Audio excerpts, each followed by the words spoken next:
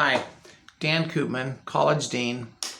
I'm here to talk about our second video in a series of low or no cost industry-based certificates that a adult learner or a student fresh out of high school could take at your local community college and find a great paying job and perhaps either work their way through college or go right out into industry and start their career with little to no cost.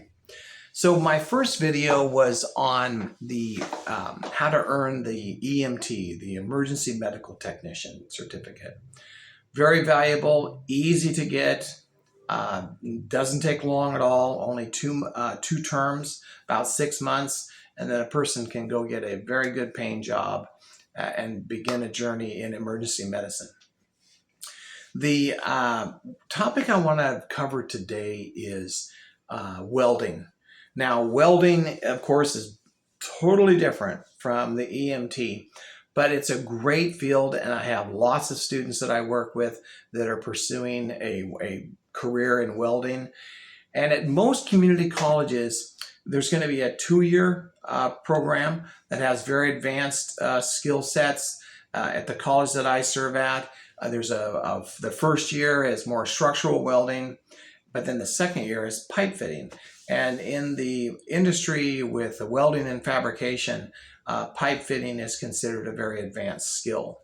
So before we get into the degrees themselves, I'd like to chat about the process of how to get into a program, have someone help pay for it in the form of a grant. Many states I referred to in the previous video have what we call workforce grants. They're often called workforce investment grants.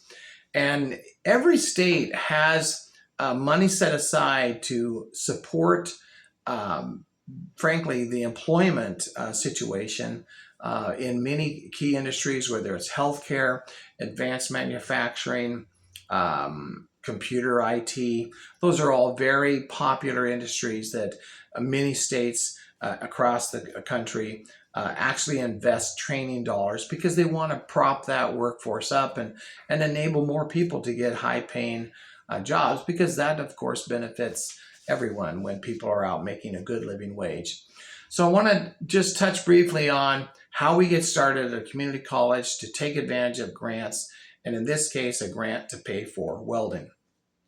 You would simply contact your local community college or technical school, and you would ask for the dean or the director that is in charge of that program, such as welding. You could just share it by name, and that person would direct you to someone like me.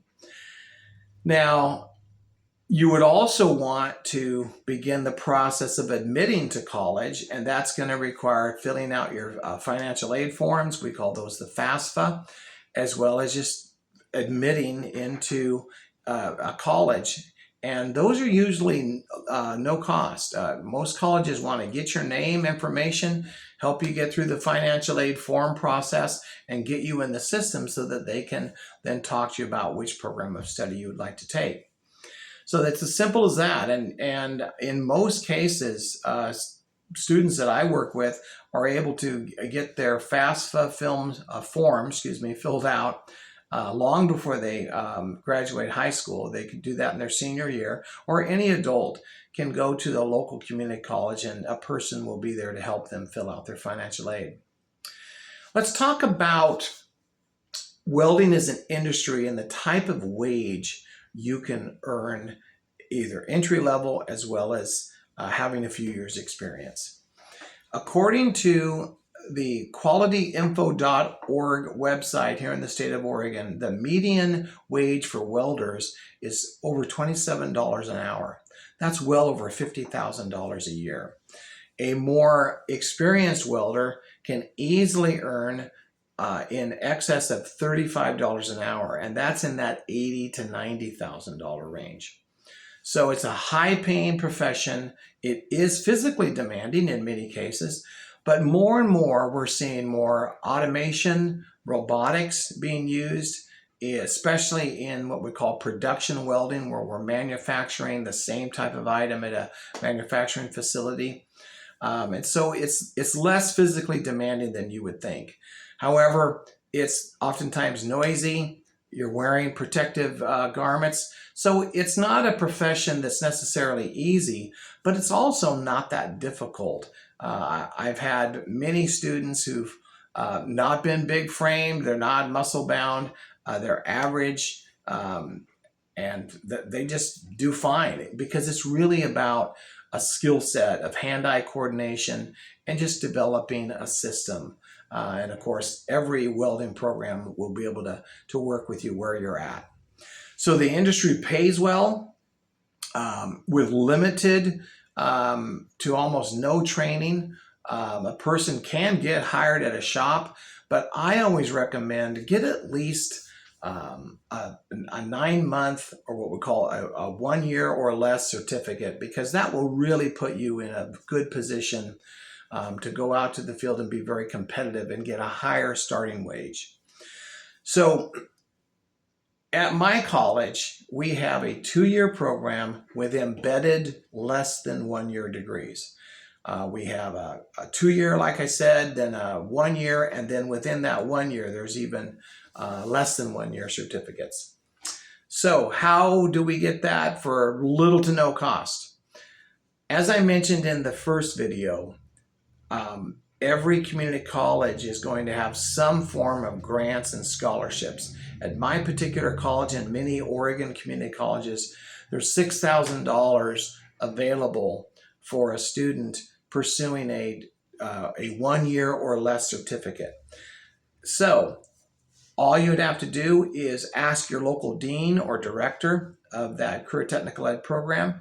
Let them know you'd like to take advantage of a less than 1 year certificate and grant opportunity. If there's any available funds for that, they should be able to direct you to that office then to provide you those funds.